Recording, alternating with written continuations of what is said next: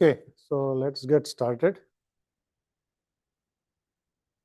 Let me start with some announcement. Today we'll talk about a different topic on scheduling, but before that I'll make some announcements. As I've already posted on Piazza, tomorrow is Monday schedule. Thursday is Monday schedule, but I am traveling, so there's no class tomorrow. Okay? We already had that makeup class last Friday.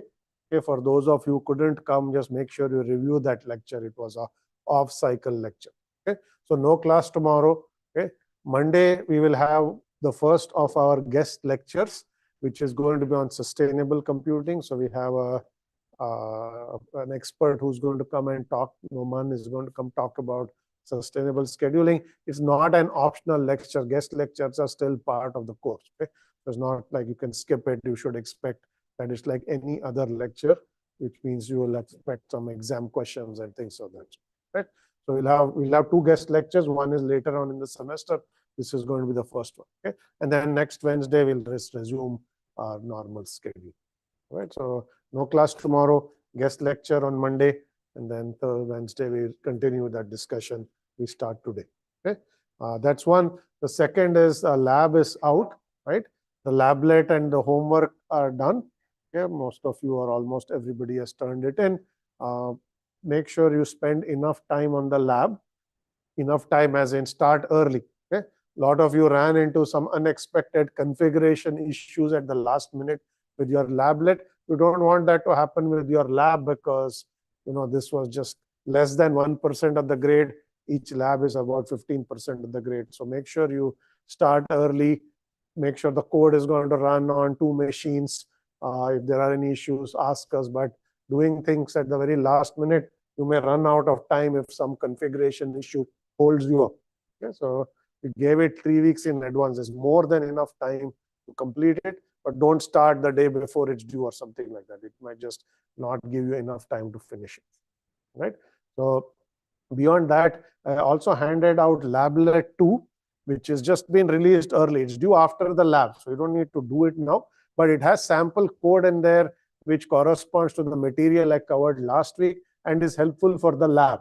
Okay, so at least accept the assignment and look at the code, because the code in there might actually help you write code for the lab itself. Okay, but you don't need to complete the lablet. It's due after the lab. So the next thing you really need to focus on is the lab itself.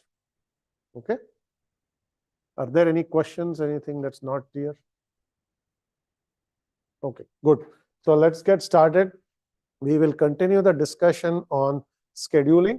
Okay, last time I was talking about threads and concurrency. I spent a little bit of time talking about thread scheduling. Okay, today we'll build from there and talk about scheduling in distributed systems and in clusters of servers. Okay, so we'll have 3 parts to the lecture. First, I'm going to talk about multiprocessor scheduling.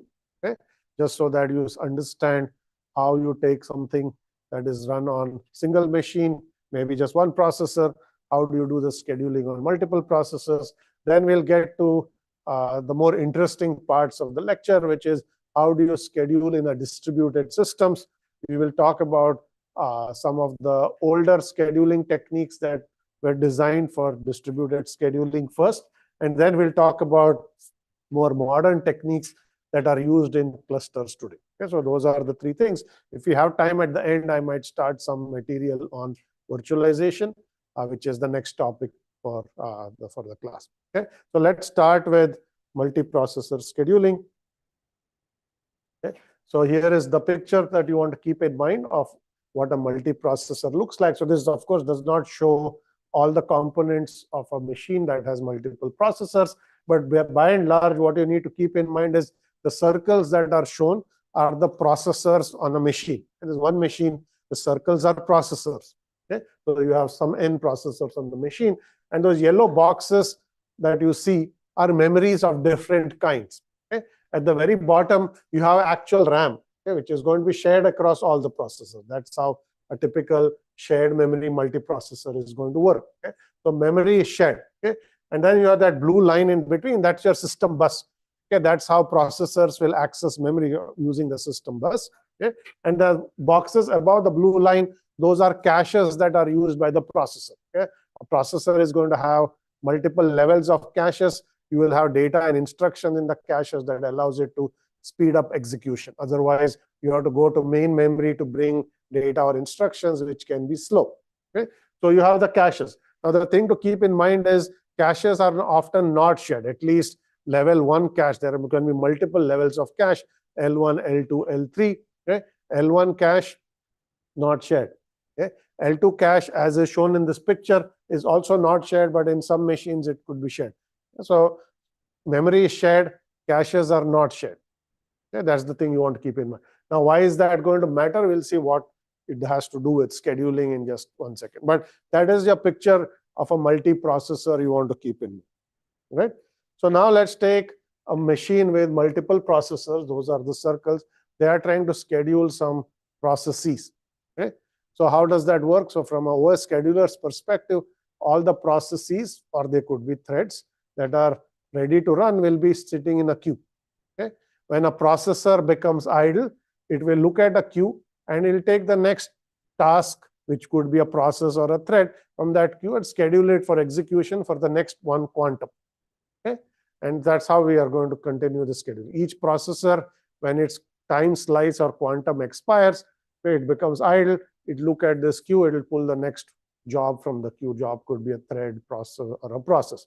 Okay? Then we see two different pictures here. In the top one, there's a single queue, okay, for the entire system. Okay? And then you have multiple processors. Okay? So in this case, okay, the processors have to contend for the queue, because that queue is a shared memory data structure. Okay? And if two processors become idle at the same time, they can't both pull a thread from the queue at the same time. You'll have to lock that queue, because it's a shared data structure like any other. So you are going to use something like a lock to ensure that only one processor can modify it at any given time. Okay?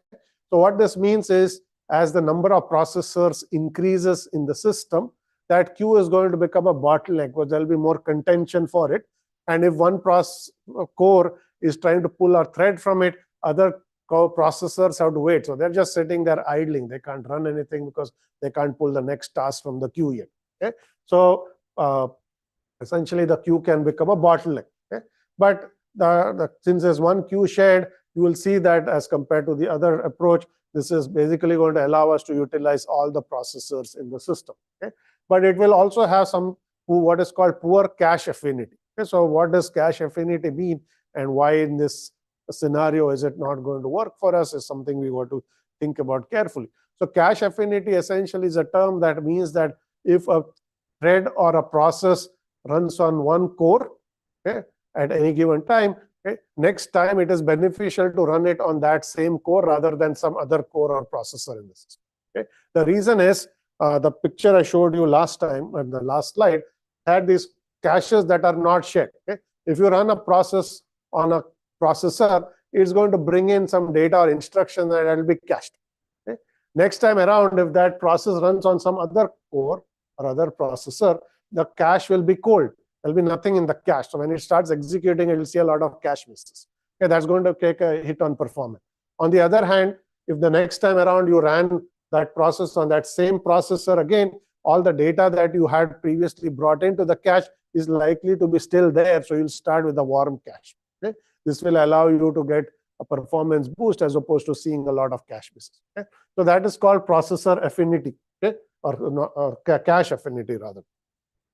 So we want to ensure that cache affinity is respected. But in this model, since any processor can pull the next task without regard to where that task ran last, okay, you are not going to respect any cache affinity. You will just, processes will run on any processor that chooses to run them next. Okay?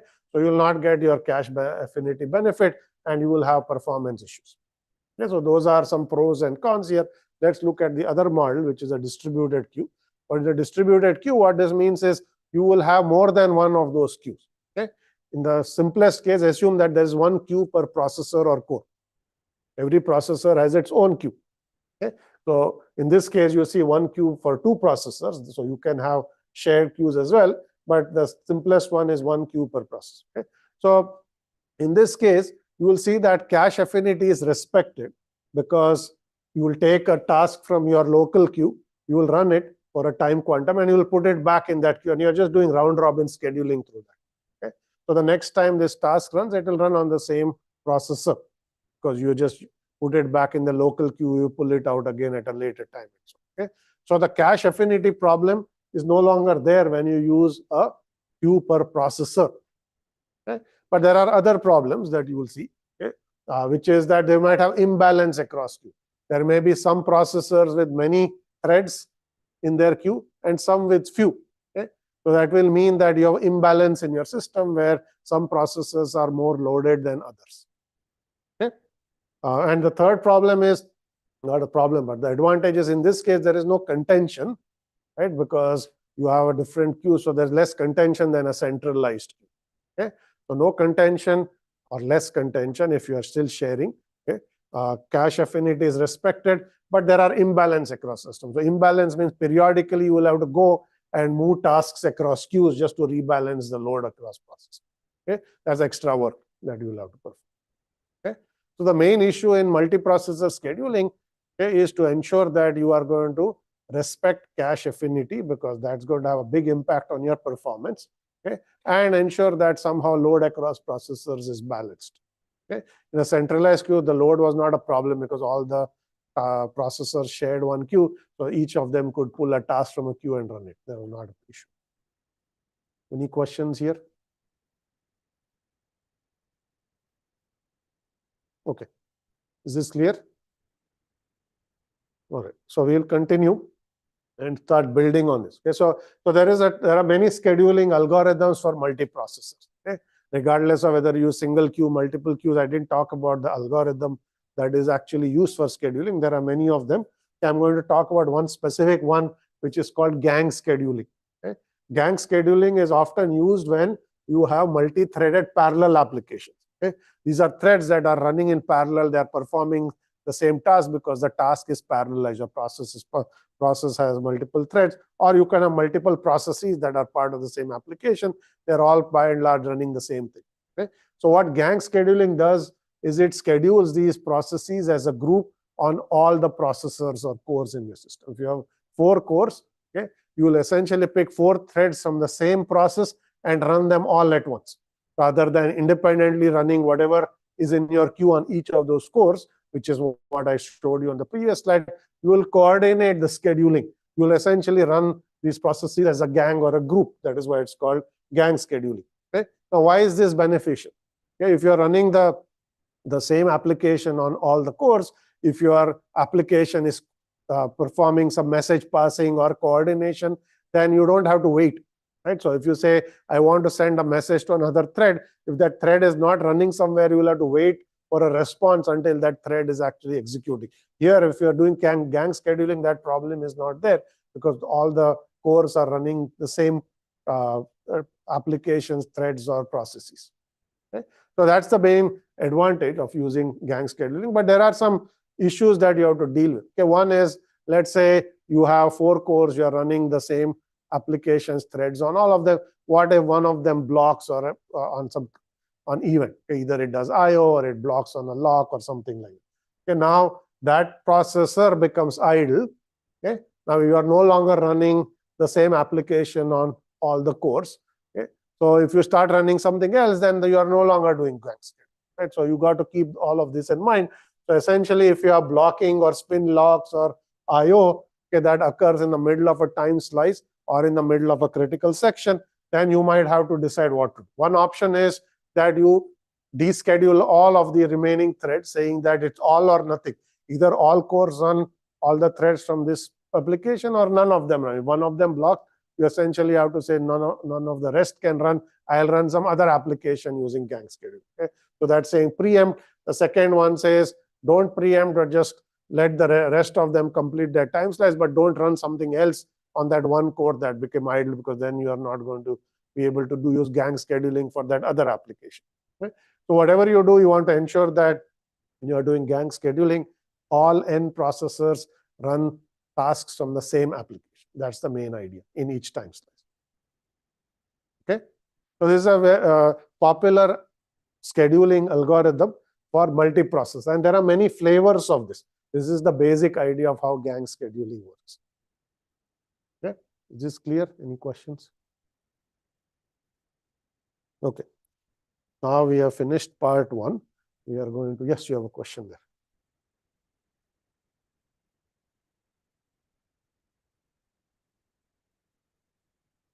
Okay.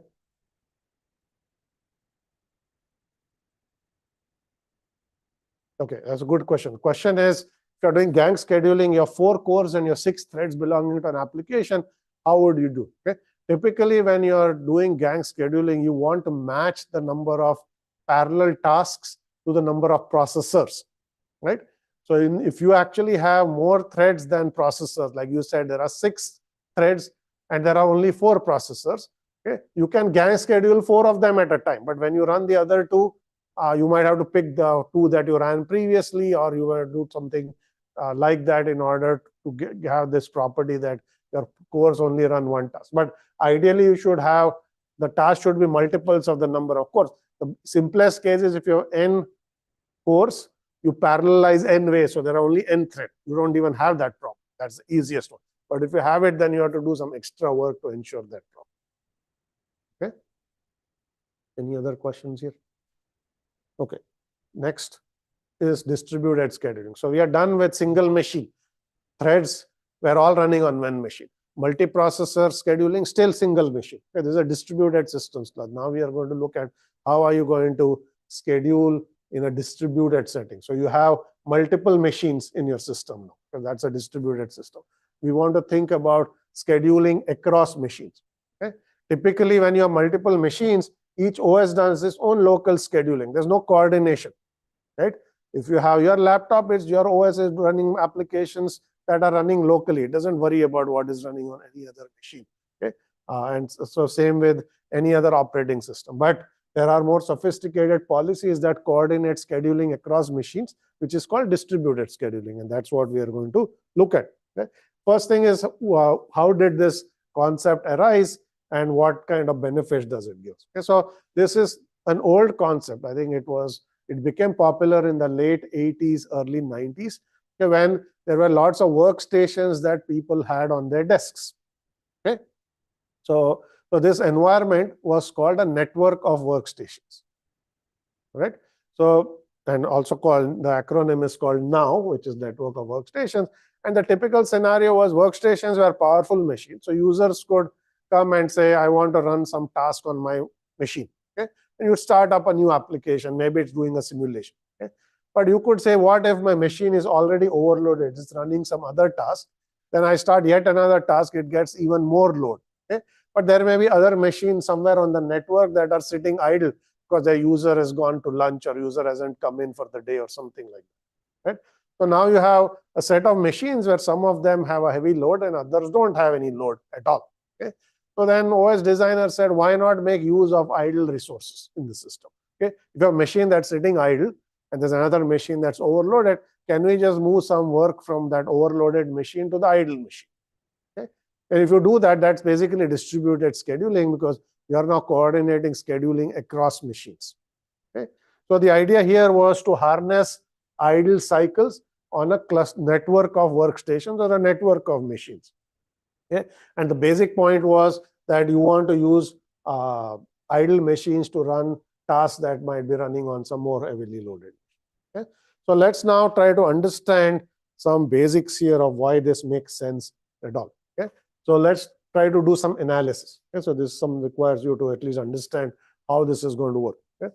So to understand when this type of distributed scheduling is useful, we are going to ask the following question, which is listed there. Okay? It's a math question, which is what is the probability that there is at least one system that's idle, one machine that's idle, and somewhere, and there's one job waiting somewhere else.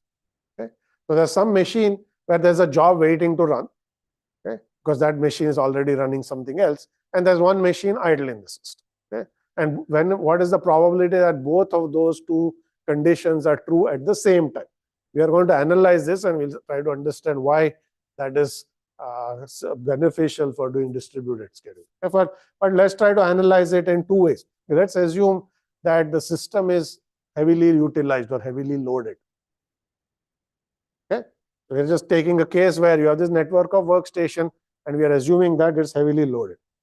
Okay, so then in this case we'll say what's the probability that there's an idle machine in the system?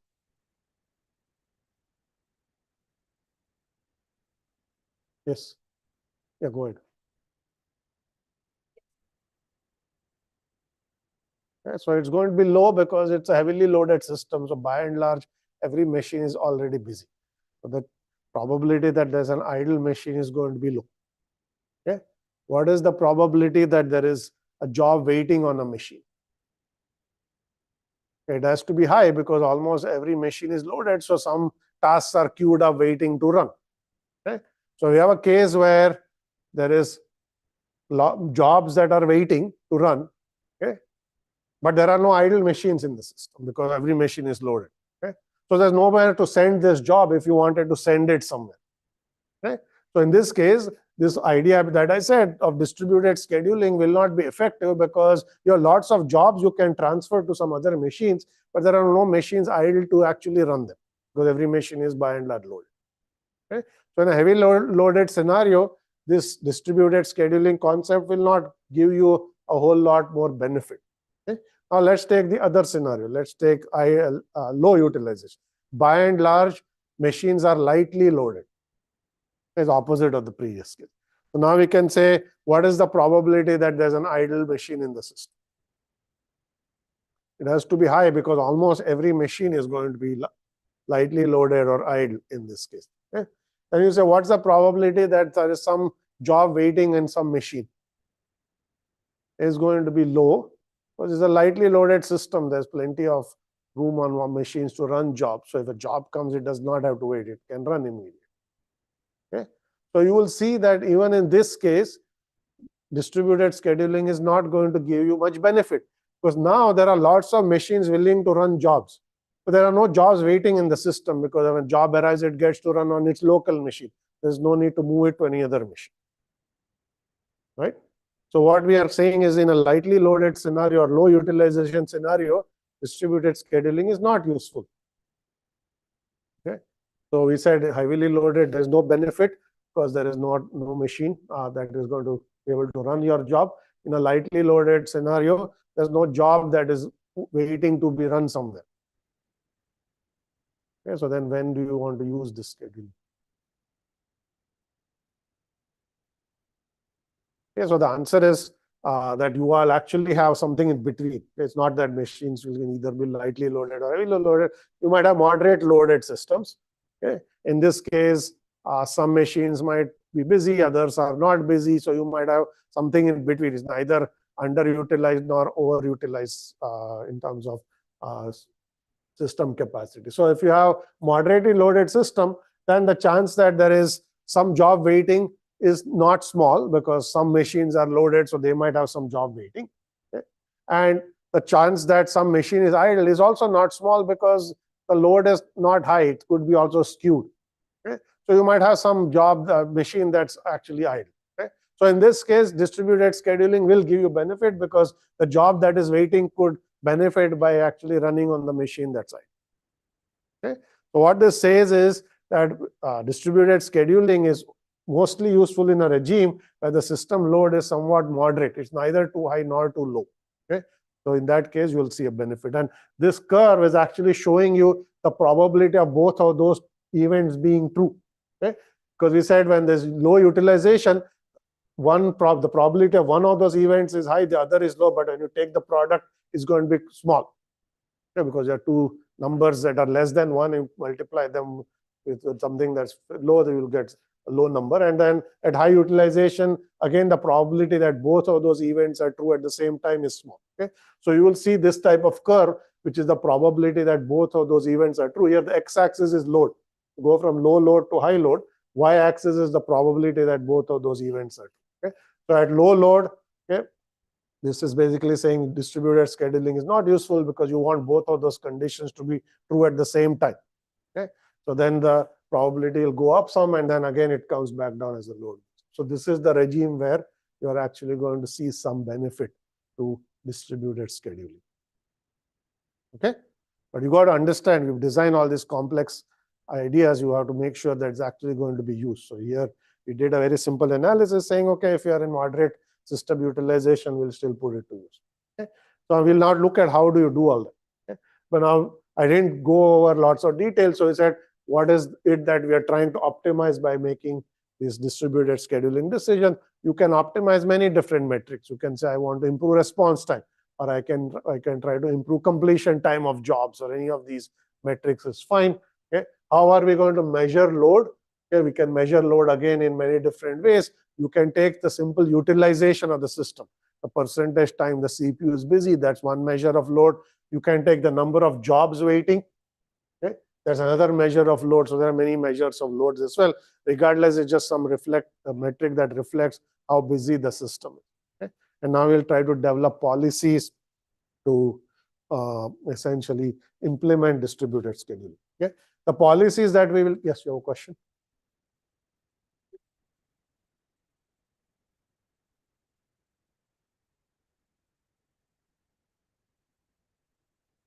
Okay, question is, can distributed scheduling be used in master-slave versus peer-to-peer architecture? That's your question, right? So at this point, we haven't said anything about architecture.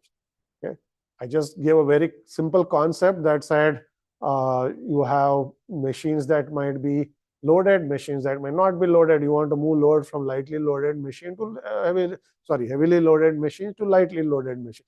Whether that is done in what you think of a peer-to-peer fashion where there's no coordinator, yes, that's one approach. You might also have a coordinator that decides when to send. Okay? In fact, in network of workstation, typically you might have a coordinator to keep track of data, but it's done in a peer-to-peer, which we'll talk about. Yes.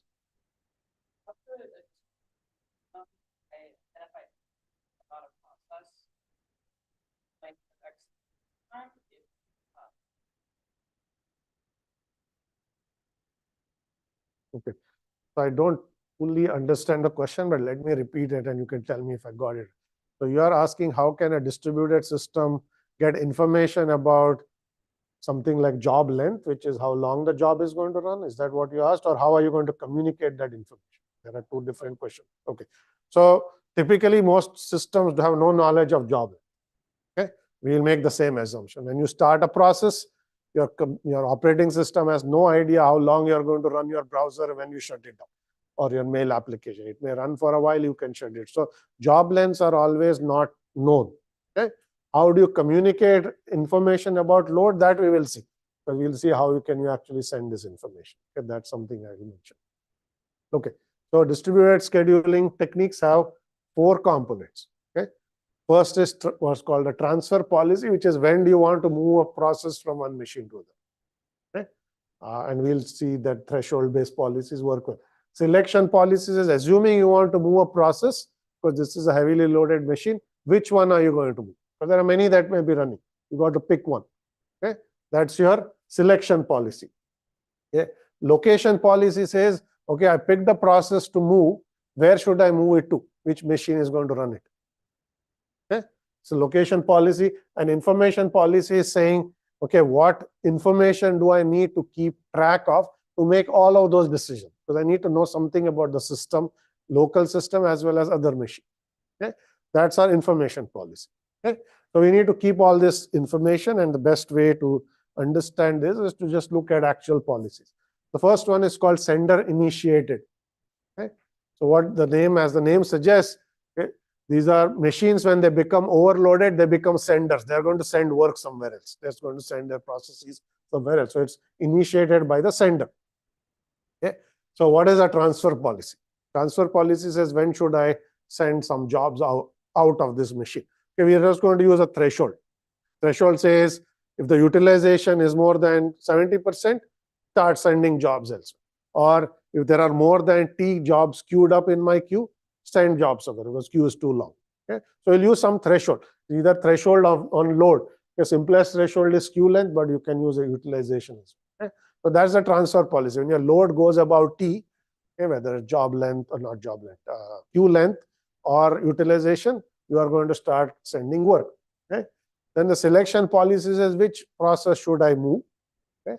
Here we are going to prefer a process that has just arrived and not begun executing it. Okay?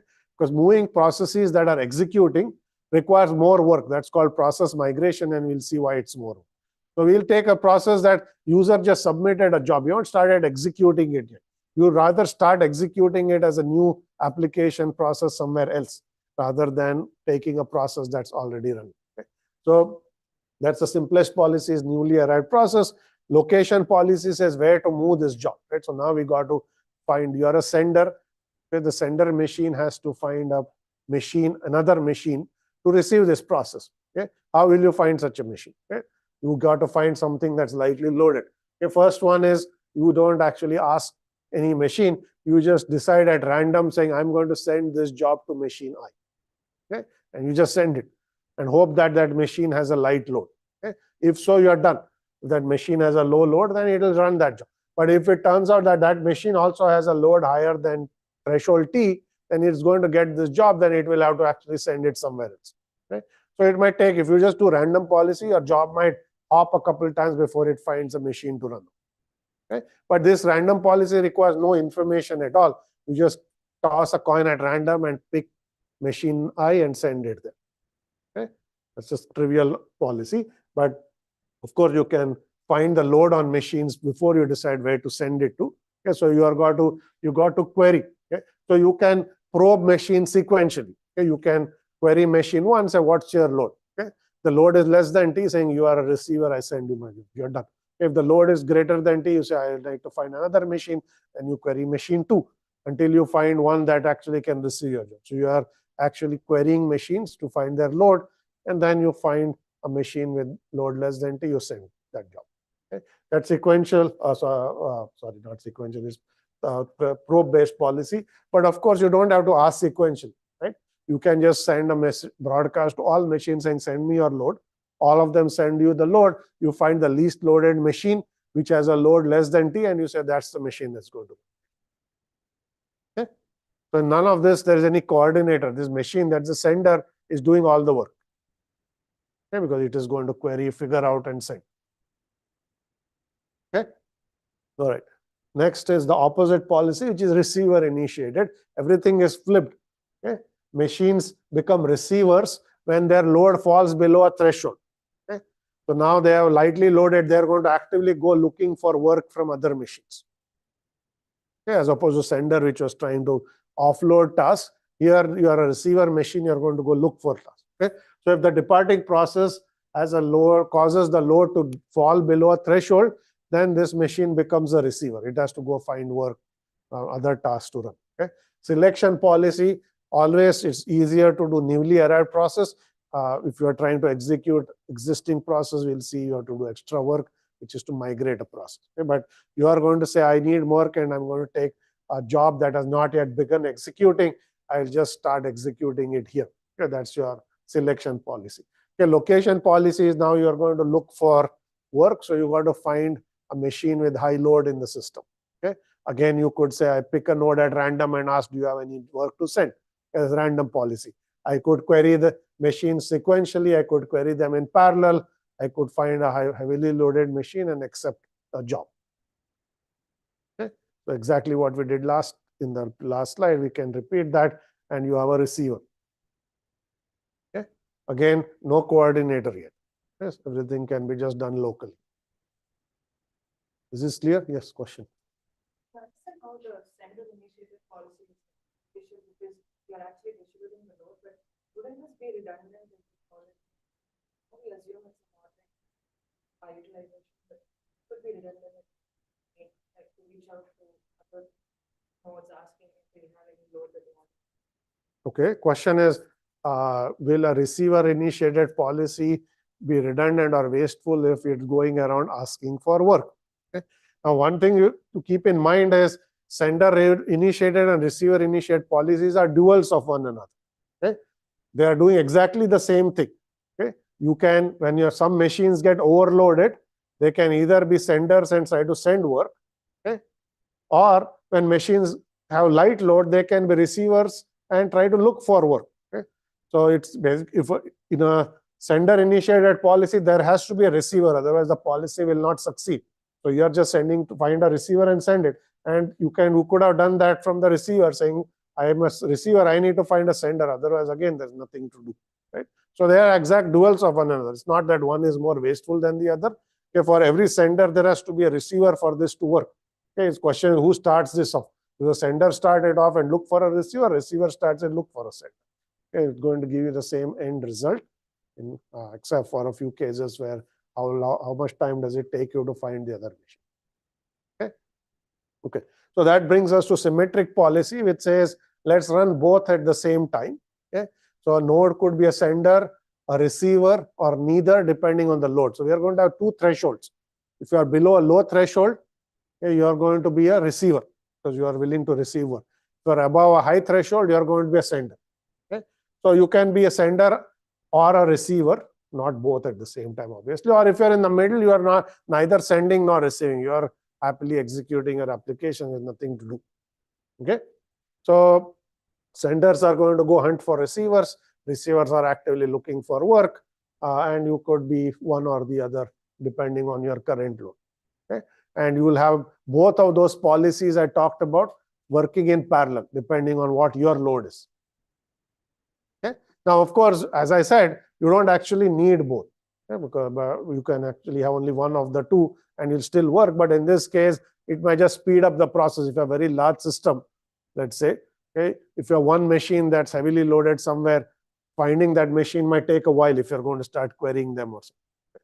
So in this case, it's easier for that machine to just find another machine and offload it. Okay? Similarly, if you are heavily loaded, you will be, and many machines are lightly loaded, again, trying to find that is not going to be easy, so you can do the reverse as well. So having both running in the same time might be beneficial in some cases, but not required. So you can use either one or the other. That's still okay. All right. Okay. So now let's look at some other real systems. These are abstract policies. We will see how real systems have implemented them. All of these systems are very old, by the way. They don't exist anymore. They were designed in the 90s, almost 30 years ago, that some of these ideas first were implemented into operating systems. Okay, the first one is called the V operating system.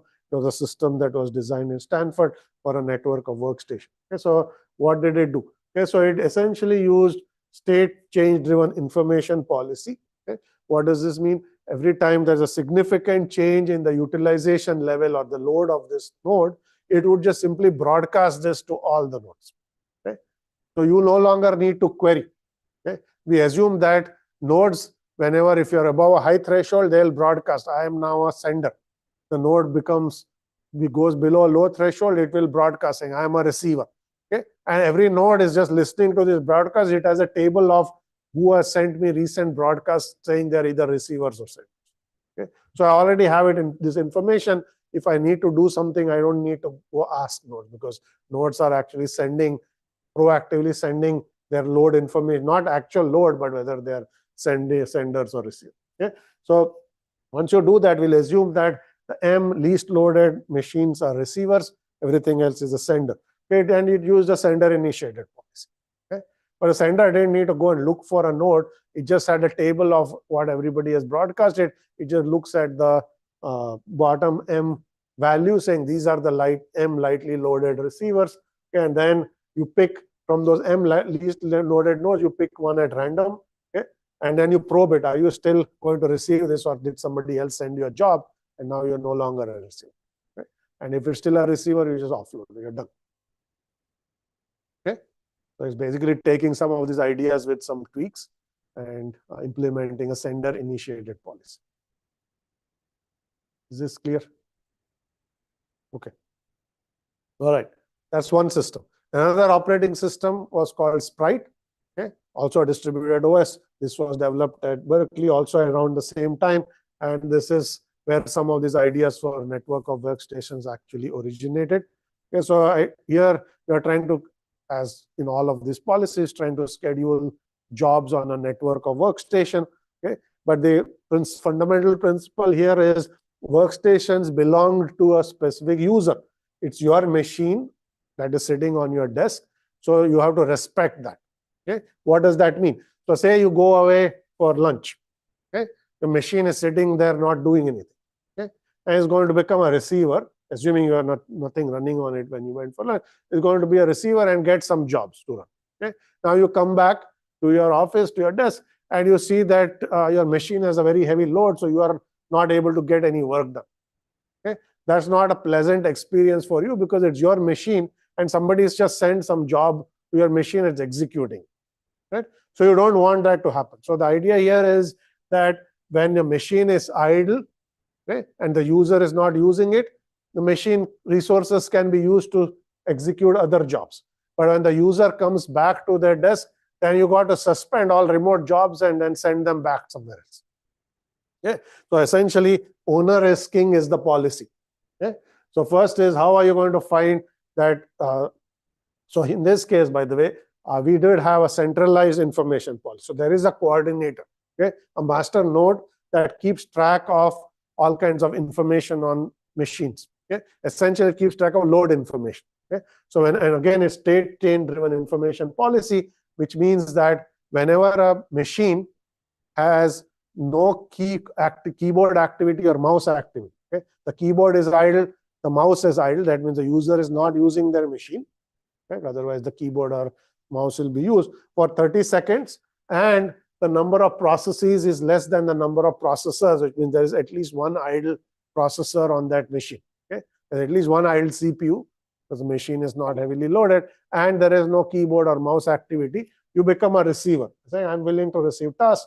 User is not using the machine. You broadcast that to the centralized policy, centralized coordinator. Okay? So that's the basic idea. Okay? Now, selection policy is, in this case, the user is going to submit a job saying, run it somewhere else. Okay? And then you contact the coordinator saying, is there a receiver? You go run it. Okay?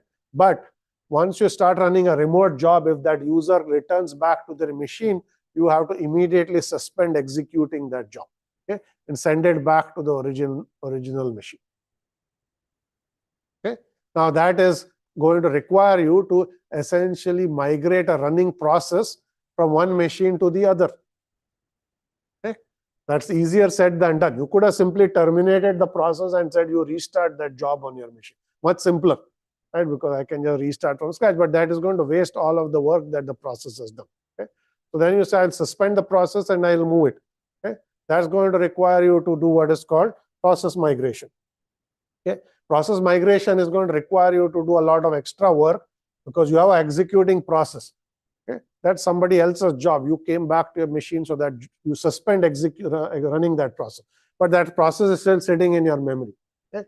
So you are going to write all of the memory of that process to disk. Okay? Because you stopped running it, so it's just frozen, it's just sitting in memory. So you're going to swap it out. Okay? Then you're going to take all the page tables, file descriptors, registers, all of those values, you ship it back to the other machine that's going to resume execution of this process. Okay? On the other machine, you will recreate a blank process. Okay? Into that blank process, you will initialize the registers, the page tables, file descriptors, and so on. And then you will start reading the contents that you wrote to file back into memory on that other machine. Okay? And essentially, after you've done all that, you recreated that process from one machine to the other. Okay? In effect, you migrated that process from one machine to the other. Then you can resume execution. Is that clear? Okay. So that is actually not something any operating system that you have seen would do out of the box. This requires you to put all this extra machinery in place to move an active process from one machine to other. And even after you do all this, things might go wrong, as we will see. Yes, question.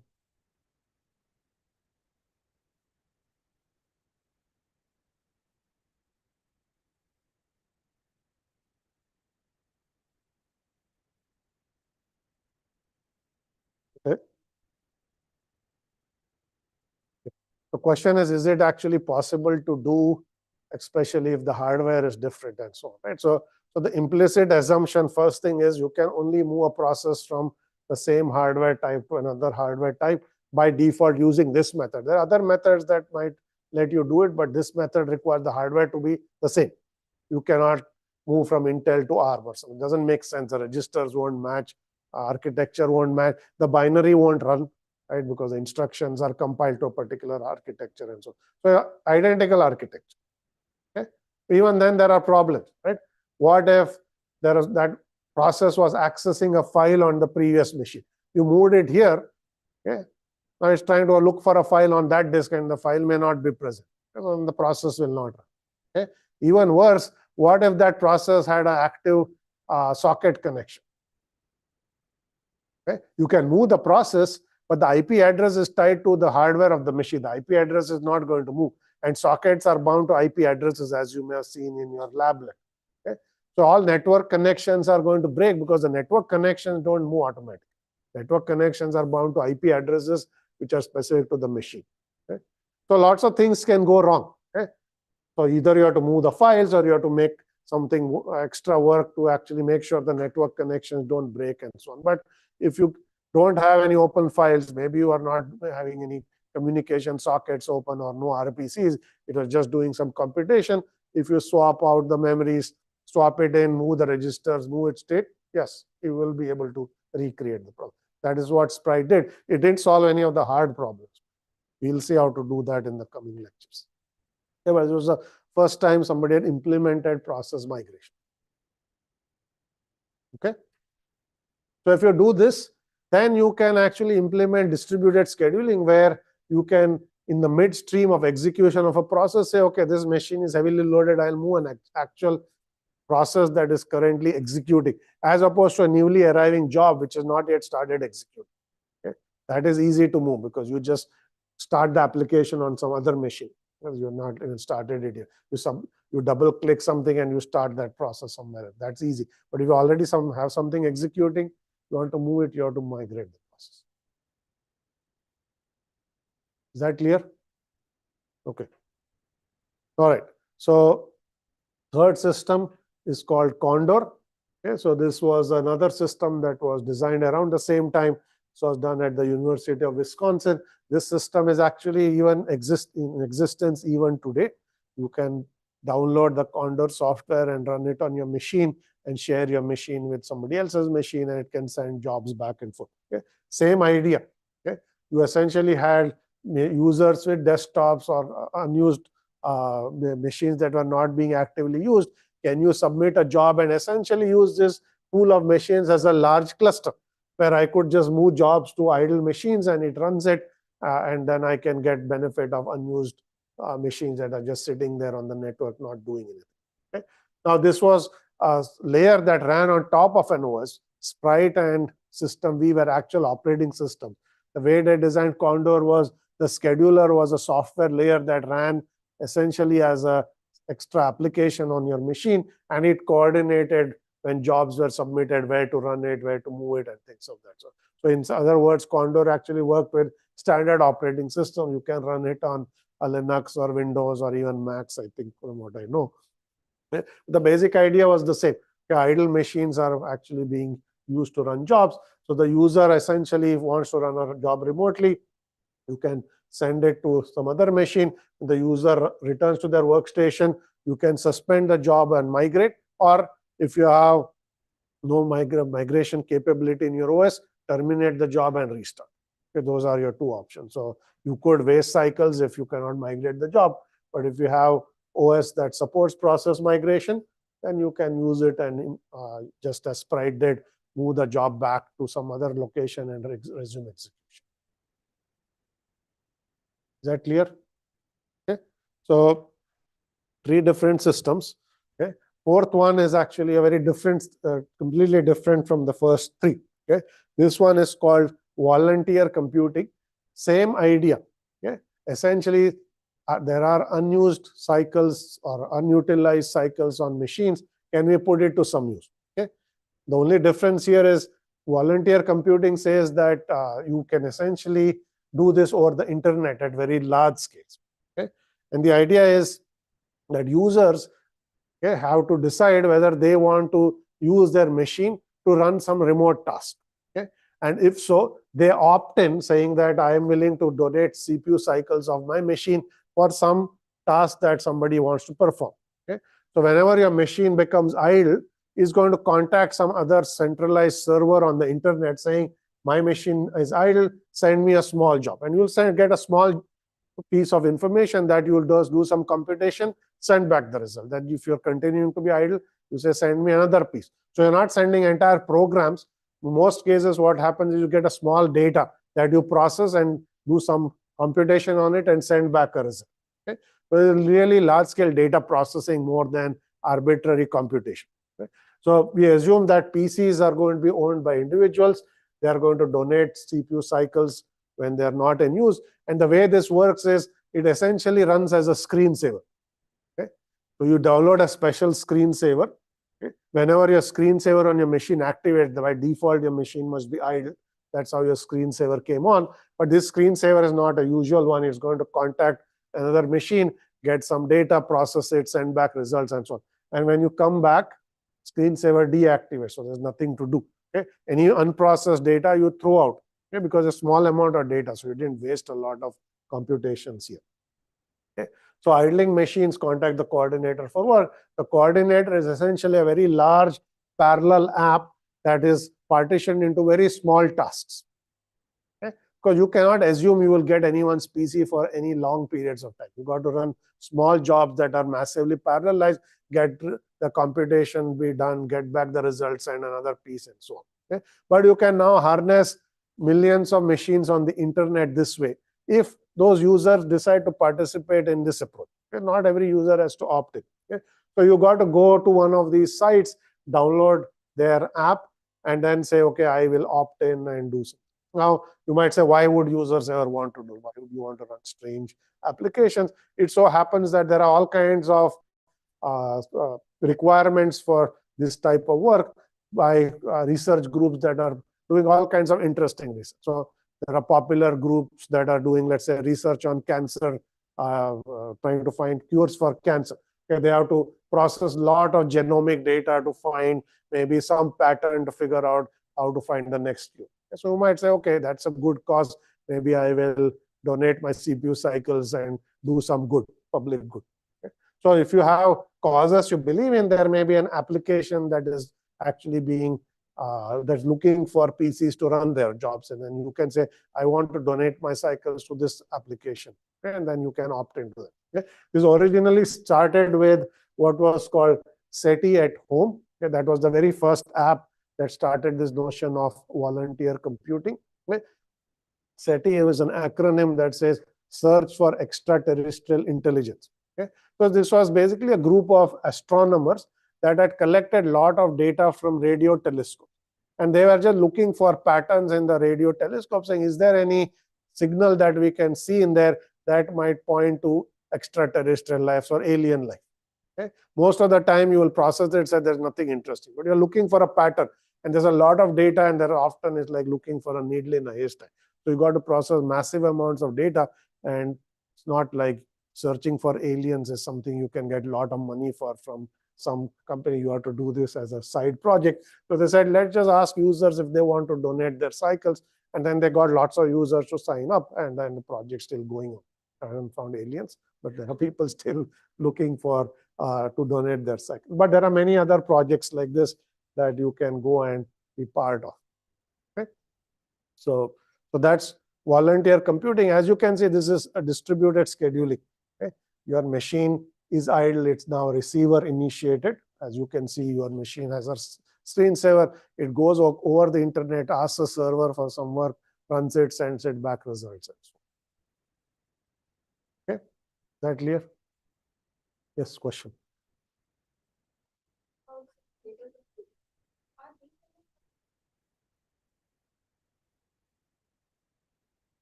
The question is this sustainable computing? Sustainable computing, which you will see in the next class, is actually trying to do computation at lower energy and carbon cost. Okay?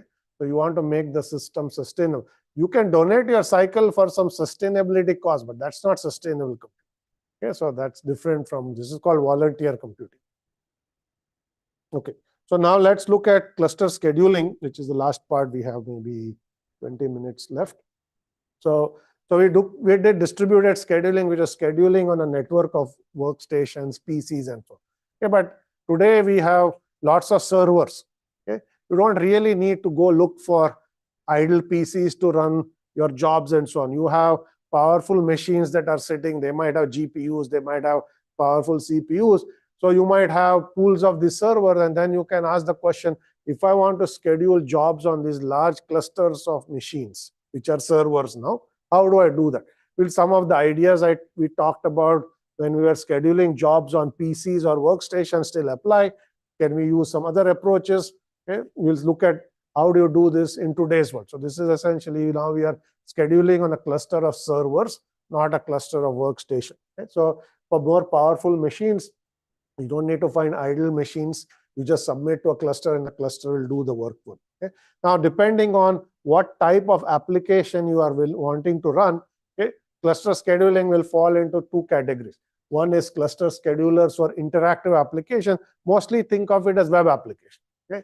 Your web applications, how do you do scheduling on large web applications? So not a single machine website, but large applications that where the web server is itself running on many servers. Okay?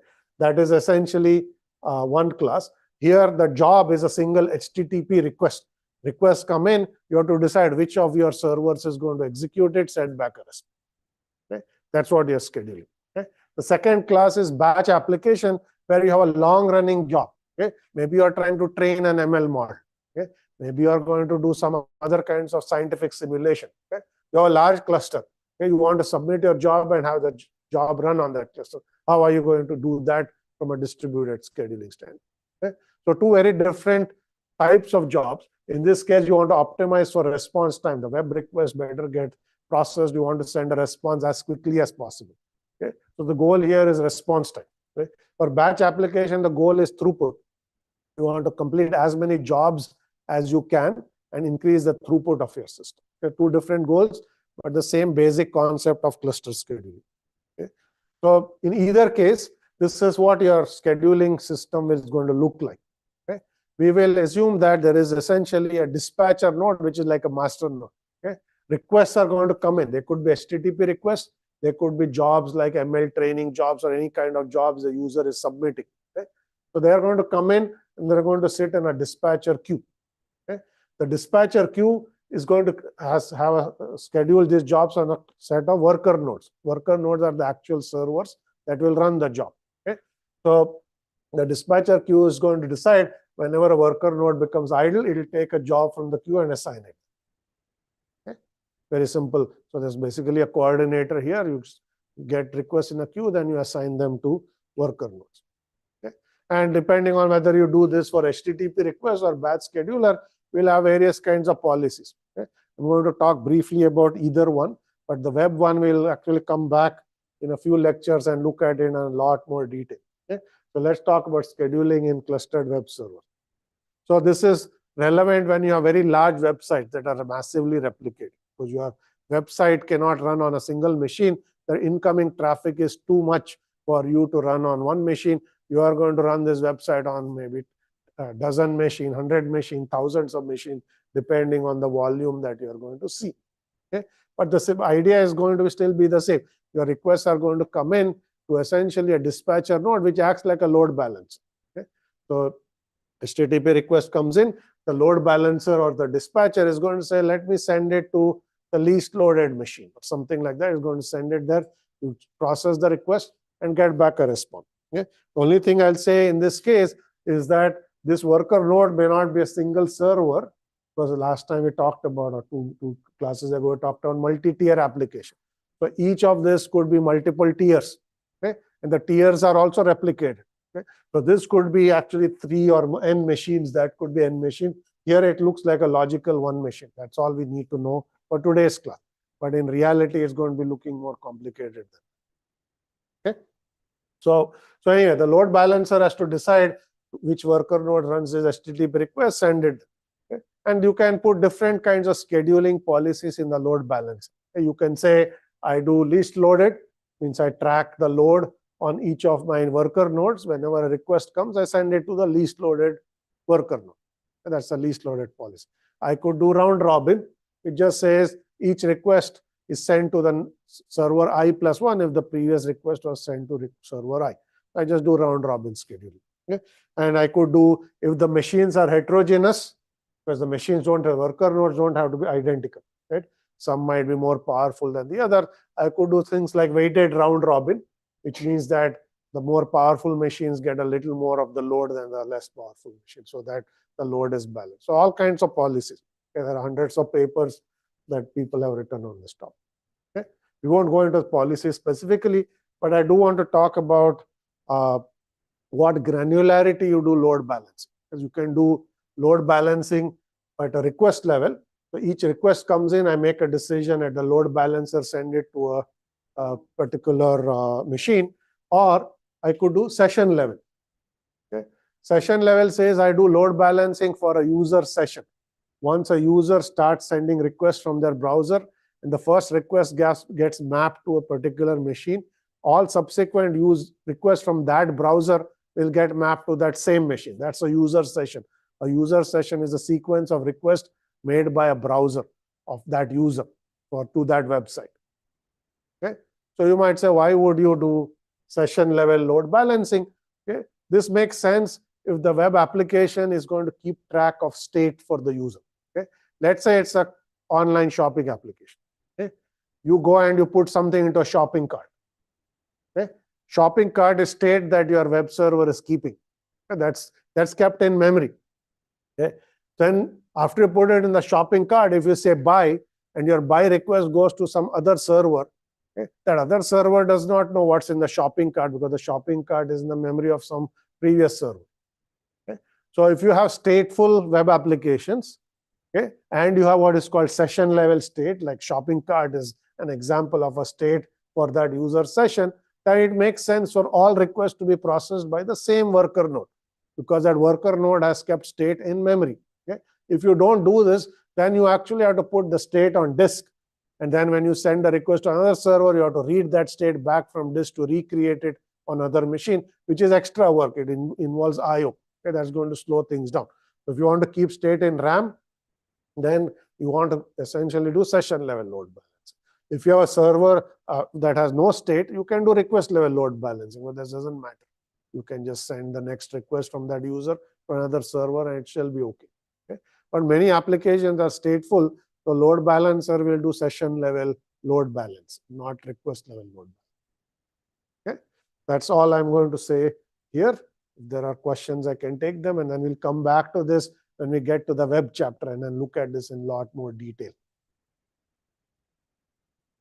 Any questions here? Okay. This is web server. So now let's look at the other type of load, which is batch jobs. Okay. Batch jobs are long-running jobs. Okay. I gave ML training as one example. You can have data processing tasks, you can have simulations, and so on. So you submit these jobs, they go and sit in a queue. Okay. And your dispatcher is going to look for an idle worker node and send that next job to that. Okay. That's how it's going to work. Okay. There are many different systems that have been designed to do this. There's a popular one called Slurm. Okay. That's basically an acronym, Simple Linux Utility for Resource Management.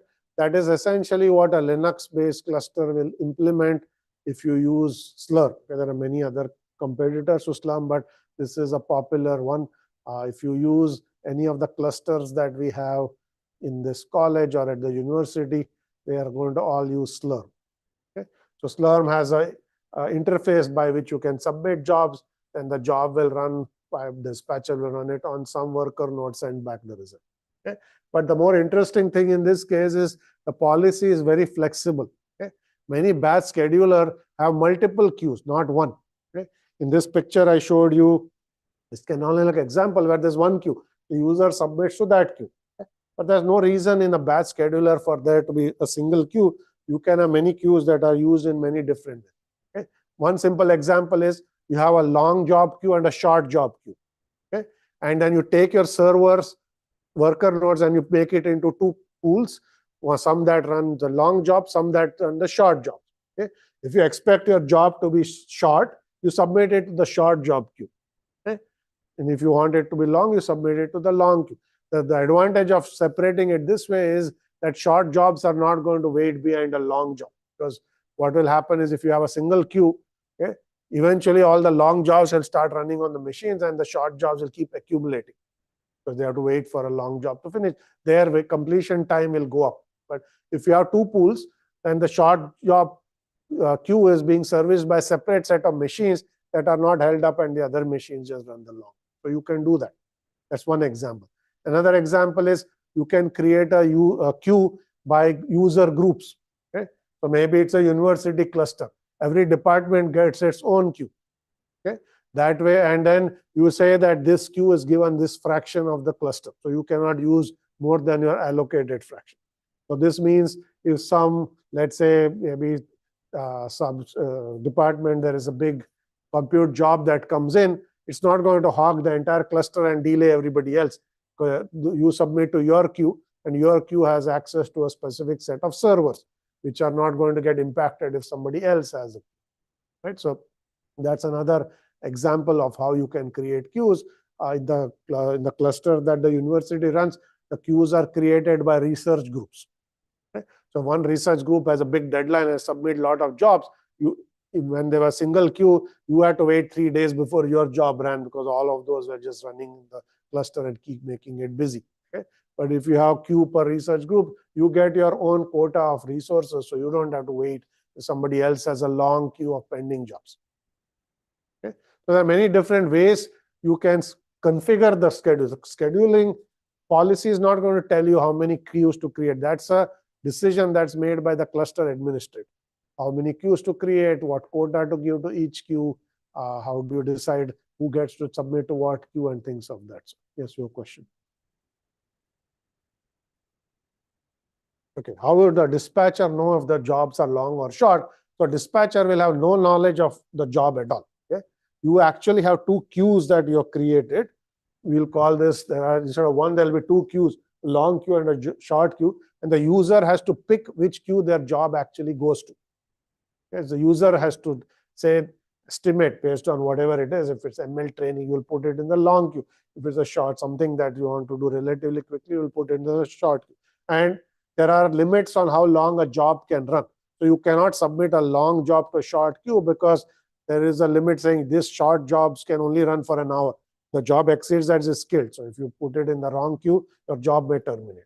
Okay? That's why you would not do something like that. Anything else? Yes.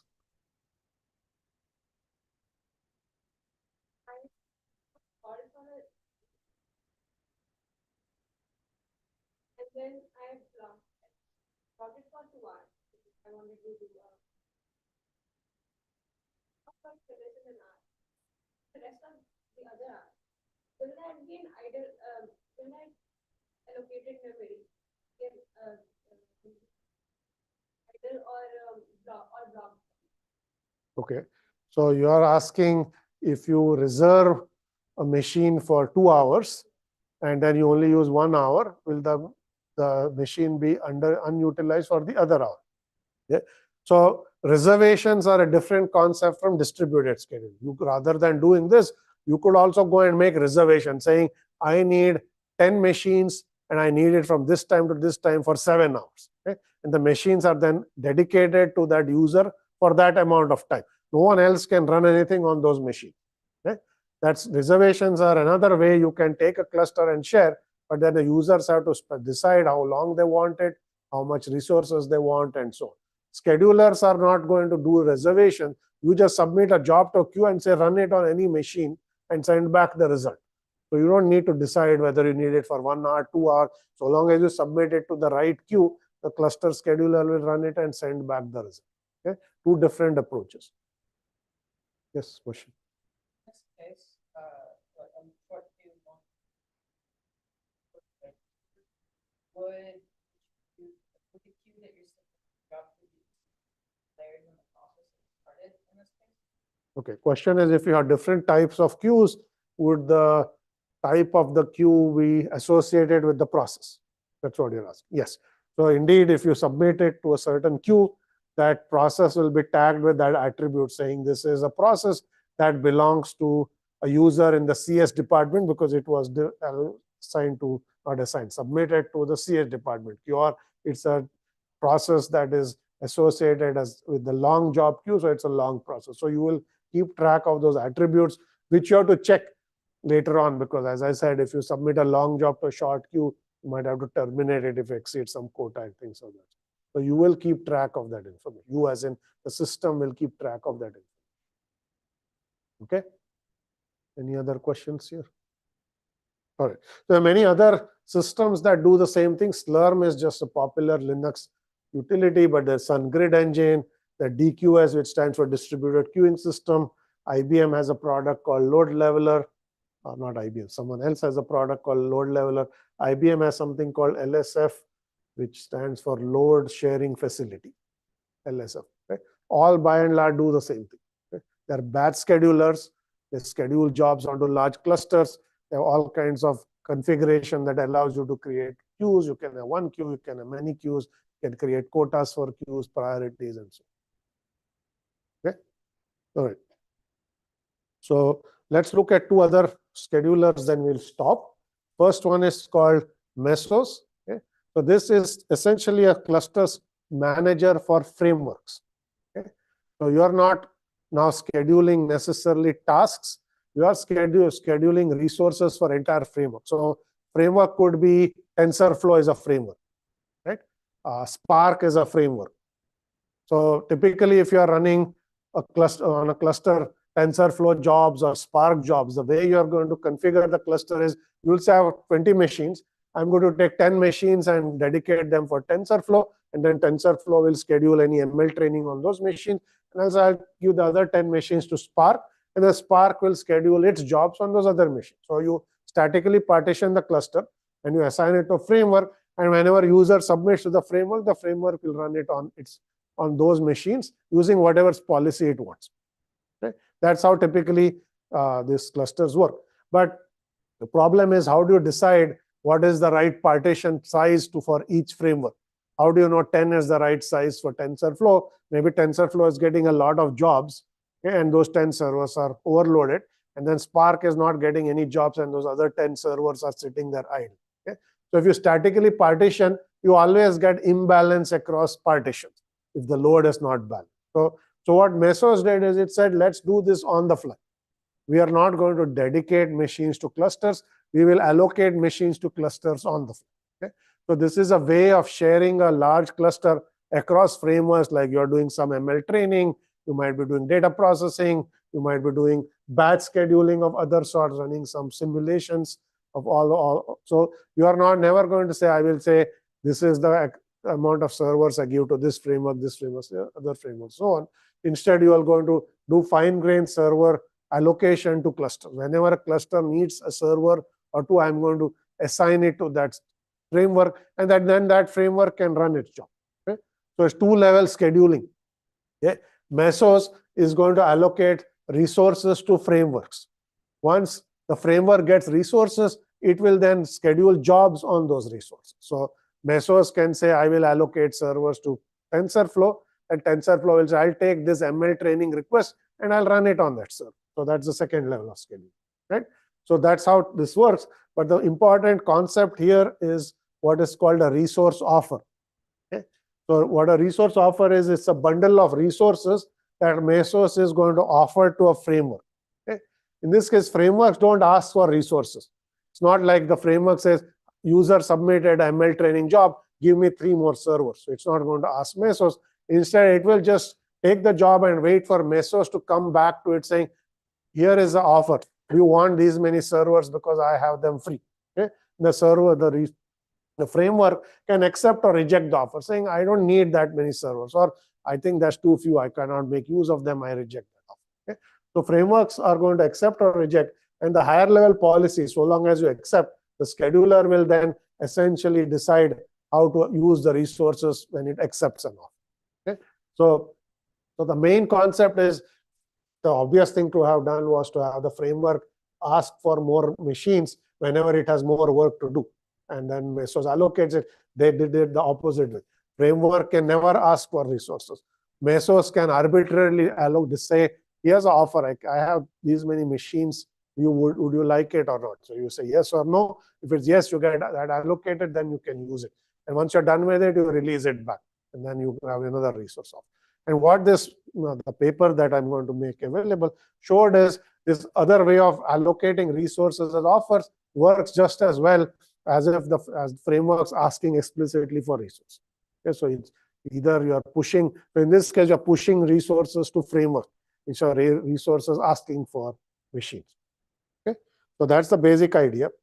I'm going to show you a picture very quickly with one example. So there are many components. There's a coordinator which is deciding how to make resource offers. Okay? There's a worker node. Those are the machines that always run the task. Okay, there's a framework scheduler, that's the scheduler for Hadoop, MPI, PyTorch, TensorFlow. They have their own scheduler, that's the framework scheduler. And then there's something called an executor that's actually going to be responsible for executing.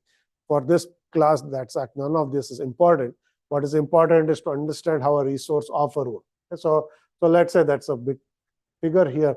It looks complicated, but it's very simple. Okay? So let's say the worker nodes finishes executing some task. Okay? This one worker node. So it says I have 6 cores and 6 gigabytes of memory that has been idle. It will report that back to Mesos. Okay? Mesos will say, okay, you are going to essentially try to figure out what to do with it. It will randomly call framework 1 and say, here's a resource offer. Would you like 6 more cores and 6 more gigabytes of? Okay? In this case, if that framework, let's say it's Spark or PyTorch, say it has something to run, it will say, sure, I'm going to take it and I'm going to run 2 tasks. I'm going to take 2 cores and 2 gigabytes of that offer and give it to one of my tasks 1. And I'm going to take the other 2 cores and 3 gigabyte and give it to another task. Okay? And then it will say the remaining 2 cores and 1 gigabyte I don't need. Okay? So you will basically hand that back to Mesos. Mesos will then go and construct that as a resource offer and offer it to another framework. And if the framework has use for it, it will take it. Otherwise, it will reject, saying I don't need it. Okay? So essentially, whenever resources become free, Mesos makes a resource offer and asks framework, do you want these resources that are freed up? Okay? And you can say yes or no. And if yes, you use it. And if not, you return it, or you can partially use it and return the rest, as you saw in this example. Okay? That's a concept of a resource offer. Okay? As opposed to the framework itself saying, I want to run a task. Can you give me 2 cores and 3 gigabytes of RAM? That would have been essentially another way to. Okay? So that's Mesos. And we have maybe less than a minute left, but I'm going to quickly introduce Borg and then stop. So Borg is essentially Google's cluster scheduler. Okay? So it was designed to do scheduling at very large scales. Okay? Scheduling over tens of thousands of machines at a time, not 10 machines, 100 machines. So you are scheduling jobs on tens of thousands of servers. Okay? So this requires you to make the scheduler extremely reliable. If any component of the scheduler fails, okay, you are 10,000 machines sitting there, you are not able to run jobs on it. So your entire data center or the cluster itself stop running. Okay? So you want an extremely reliable scheduler, okay, that is tolerant to all kinds of failures. That's high reliability. So this is a scheduler that's going to run Gmail, it's going to run Google search. If the scheduler fails, your mail doesn't work, your web search doesn't work that Google offers. So lots of things start breaking. So you want high reliability, you want to scale to very large numbers of machines. Okay? And is designed to run both interactive and batch. Okay? Things like Gmail, Google search, that's going in interactive class. That need very good performance. But in the background, you might run all kinds of other tasks. You might be crawling web pages, constructing indices, all that. So that's running as batch. You always give priority to interactive, because those are user-facing applications. Users always need good performance. Batch will run on whatever is not used. Okay? So if there's underutilized machines, run batch jobs. If you need more for interactive, you can actually kill batch jobs and give them back to interactive. Okay? So if your YouTube streaming load goes up, you will start reclaiming machines from batch jobs and give it more to the YouTube service so that it can then start streaming more. Okay? So all your interactive user-facing always get higher priority. That's basically what they do. And the percentage of interactive batch will vary over time, and you want to make good use of those resources. Okay? So I'll show this and stop. We'll come back to this next time. The thing is, so this is called a Borg scheduler. It's basically the opposite of Mesos. It is designed the same way as Mesos, which means that there are many large jobs, applications running, and the needs of those applications varies over time. And as those needs change, in this case, you are going to go to the scheduler and ask for resources. As opposed to in Mesos, the Mesos scheduler pushed resource offered to you. This is more the standard model saying YouTube needs more servers. You go ask Borg saying, I need so many more servers, and Borg will construct a set of resources for you and give it to you, which is called a resource reservation. Okay? So just wanted to say that today's systems actually use both of those approaches, either asking the framework for resources or the framework pulling resources. Okay? So Borg I will come back to this next time. But Borg is what has actually become Kubernetes. So if you have seen Kubernetes, okay, so this is how it originated on Google's data centers. Then they made it open source and put it out so you can essentially use it for any other purpose. Okay, so let's stop here. We went over time. Okay, we'll resume next time.